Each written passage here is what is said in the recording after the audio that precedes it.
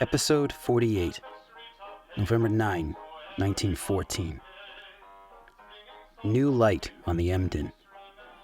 Signalman's stirring story of a famous sea fight. By Lewis R. Freeman. Read by Mike Cunha. For the first 3 months of the war, the Emden, rivaling the exploits of the old French corsairs, had wrought great damage to English merchant shipping, and a sigh of relief arose when on November 9, 1914, HMS Sydney at last put an end to the predatory career of the German light cruiser.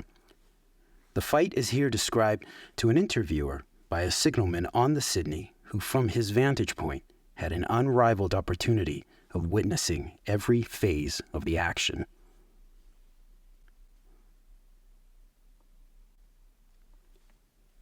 It may be that it is because, since the outbreak of the war, the British sailor has constantly been riding the crest of the wave of great events, that he is so prone to regard even the most dramatic and historic actions in which he has chanced to figure as little or nothing out of the ordinary run of his existence, as only a slightly different screening of the regular grist of the mill of his daily service. It was this attitude which was largely responsible for the fact that, although there were upwards of the 3 or 4 score officers and men who had taken part in the sinking of the Emden still in her, I spent several days in the Sydney before I found anyone who appeared to consider that stirring action as anything other than the mustiest of ancient history.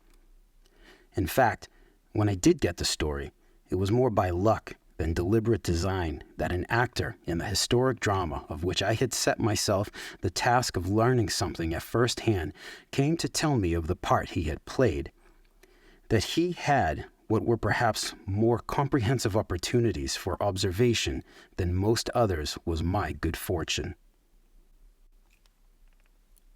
It was a young signalman who told me his had been the honor of being the first man in the Sydney to sight the strange ship which subsequently turned out to be the long-sought-for Emden.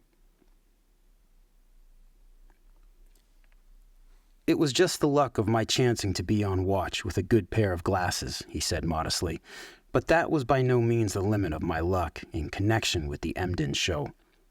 When we went to action stations, I was ordered to do nothing but keep an eye on the collier that had been standing by the Emden at first, but which got away under full steam just as soon as it was plain we were going to give her beans.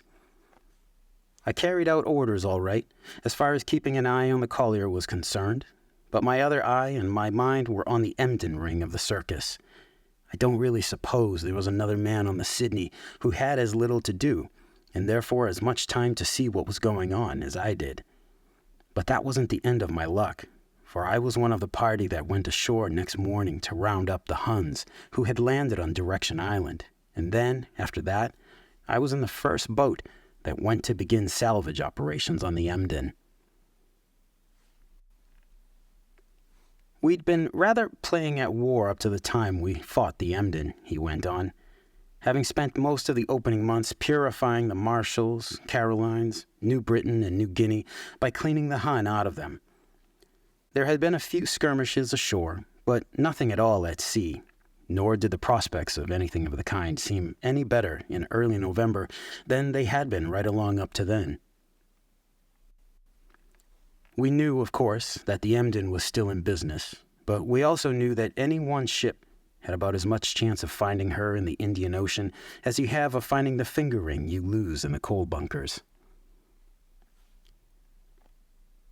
The first and only word we had that a raider was in our vicinity was in the form of a broken message from the cocoa station, which never got further than, "Strange cruiser is at entrance of harbor." At that point, the strange cruiser managed to work an effective jam, and it was not long before the cocoa's call ceased entirely. Although we did not learn it till the next day, this was caused by the destruction of the station by a landing party from the Emden under Lieutenant Muka. The convoying warships were the Sydney, her sister the Melbourne, and a Japanese cruiser, larger and with bigger guns, but slower than we. The Jap, without waiting for orders from the captain of the Melbourne, who was the senior officer of the convoy, dashed off at once and was only recalled with difficulty. As the job was one for a fast light cruiser, the choice was between the Sydney and Melbourne, and it was because the skipper of the Melbourne did not feel that he had authority to leave the convoy that the Sydney had the call. We worked up to top speed quickly and were soon tearing through the water, headed for Cocos Island at over 26 knots. It was about 7 in the morning when the broken message was picked up, and at 8 I was sent aloft to relieve the lookout. It was 9:15 when the ragged fringe of the coconut palms of Direction Island, the main one of the Cocos Keeling group, began to poke up over the horizon, and perhaps 10 minutes later that my glasses made out the dim but quite unmistakable outline of 3 funnel tops. Although we hadn't studied silhouettes at that stage of the game to anything like as much as we've had a chance to since, that trio of smokestacks marked her for a Hun, and probably the Emden or Königsberg. Just which it was we never knew till after we'd put her out of action and picked up the crew of the collier that accompanied her. The first sign of life I saw in the Emden was when she started blowing the siren. This, although we did not know it at the time, was an attempt to call back the party she had sent ashore to destroy the wireless station. Luckily for that lot, there was no time for them to come off. The Emden did not, as I have read in several accounts of the action, attempt to close immediately, but rather headed off in what appeared to be an endeavor to clear the land and make a run for it to the southward. It was only when her skipper saw that the converging course we were steering was going to cut him off in that direction that he took the bull by the horns and tried to shorten the range to one at which his 4.1 would have the most effect. There is no use denying that we were taken very much by surprise when the enemy fired his ranging shot at 10,500 yards, for we had hardly expected him to open at over 7,000 or 8,000. Still more surprising was the accuracy of that shot, for it fell short only by about 100 yards and went wobbling overhead in a wild ricochet. His next was a broadside salvo which straddled us, and his third, about 10 minutes after his opener, was a hit. And a right smart hit it was too, though its results were by no means so bad as they might have been. I had the finest kind of a chance to see everything that first shell did to us. It began by cutting off a pair of signal halyards on the engaged side, then tore a leg off the range taker, then sheared off the stand supporting the rangefinder itself, went through the hammocks lining the inside of the upper bridge, and finally down through the canvas screen of the signal bridge and on into the sea. If it had exploded, it could hardly have failed to kill the captain, navigator, and gunnery lieutenant, and probably pretty well all the rest of us on both bridges. You may well believe, sir, that we were rather in a mess for some minutes following that smash, but I remember that the officers, and especially the captain and navigator, were as cool as ice through it all. The captain went right on walking round the compass, taking his sights and giving his orders, while the pilot was squatting on top of the conning tower and following the Emden through his glasses, just as though she had been a racehorse. I even remember him finding time to laugh at me when I ducked as 1 or 2 of the first shells screamed over. "No use trying to get under the screen, Seabrook," he said. "That canvas won't stop 'em." It was almost immediately after this that the after control, located about amidships, met with even a worse disaster through being hit squarely with 2 or 3 shells from a closely bunched salvo. I had a clear view in that direction from where I stood, and I saw a lot of arms and legs mixed up in the flying wreckage, but the sight I shall never forget was a whole body turning slowly in the air, like a dummy in a kinema picture of an explosion. As the profile of the face showed sharp against the sky for an instant, I recognized it as that of a chap who had been rather a pal of mine. A few minutes later, While I was edging along the deck with a stretcher party, carrying our wounded range taker, I saw, out of the corner of my eye, what appeared to be a very funny sight. One of the gun crew of a S2, which was not engaged at the time, dabbling his foot in a bucket of water. When I came back, I saw that it was anything but funny. 2 of the crews of starboard guns had been badly knocked about by the explosion of shells striking the deck at the end of their long, high-angle flight. Among these was the chap I had seen apparently cooling his foot in a water bucket. As a matter of fact, it was no foot at all he was dabbling, but only a maimed stump. The foot had been carried away by a shell fragment, and the brave chap, not wanting to be put on the shelf by going down to the surgeon, had, all on his own, scooped up a canvas bucket full of salt water and was soaking his stump in it in an endeavor to stop the flow of blood. He was biting through his lip with the smart of the brine on the raw flesh as I came up, but as I turned and looked back from the ladder leading up to the bridge, I saw him hobble painfully across the deck and climb back into his sight-setter's seat behind his gun.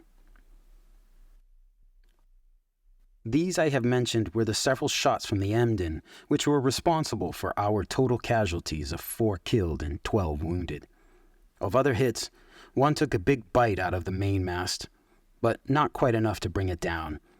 Another scooped a neat hollow out of the shield of the foremost starboard gun and bounced off into the sea, leaving 2 or 3 of the crew who had been in close contact with the shield half paralyzed for a few moments from the sharp shock.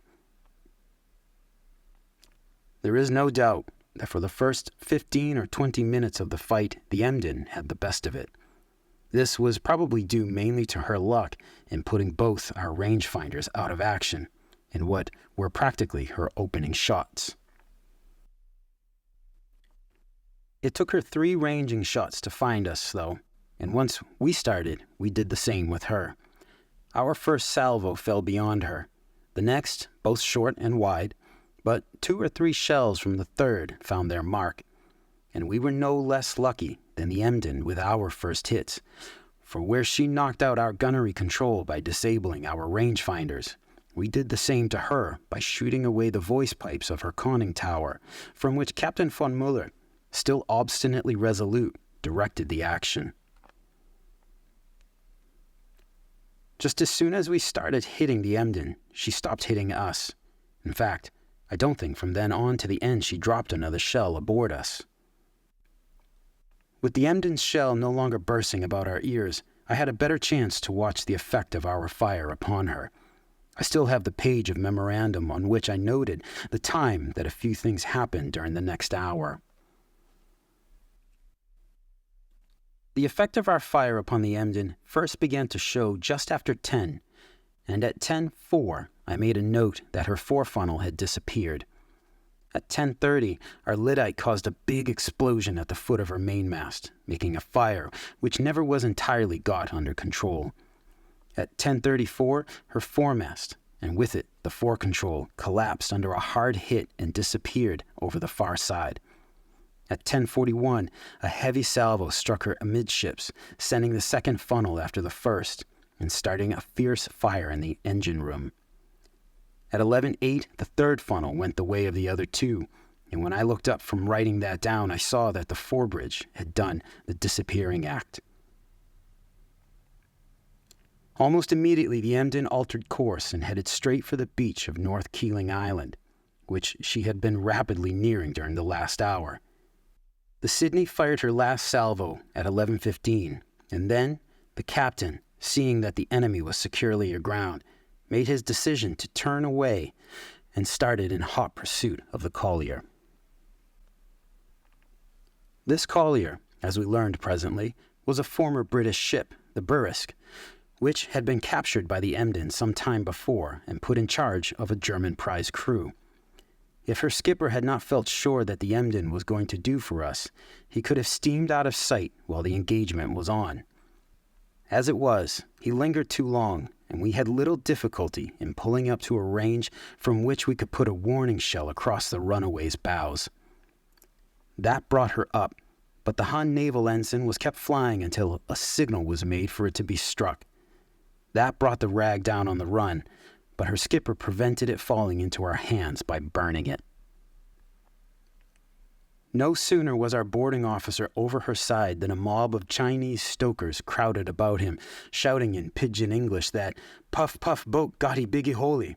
No more topside can walkie." Rushing below, our men found the seacocks open, with their spindles bent in a way to make closing impossible. As the ship was already getting a list on, there was nothing to do but take the prisoners off and let her go down a shattered and empty hulk.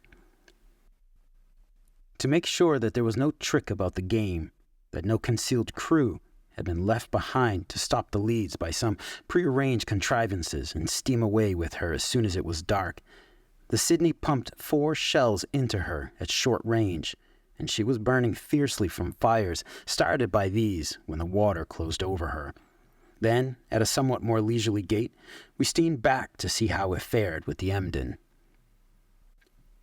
It was now about the middle of the afternoon, and the first thing we noticed, standing out sharp in the rays of the slanting sun, was the naval ensign flying at the still upright mainmast of the Emden. The instant he saw this, the captain made the signal, by flag, "Do you surrender?" To this, Emden made back by Morse flag, "Have no signal books," which meant, of course, if it was true, that she couldn't read our first signal. Then, using Morse flag, which they had already shown they understood, we repeated the signal, "Do you surrender?" There was no answer to this, and again we repeated it. As there was still no answer, and as there was no sign whatever of anything in the way of a white flag being shown anywhere, the captain had no alternative but to continue the action. I have always been glad that I heard the captain's orders to the gunnery lieutenant at this time, for the point is one on which the Hun survivors were even then ready to start lying. We were at fairly close range, and I heard Lieutenant R. ask the captain upon what part of the ship he should direct his fire.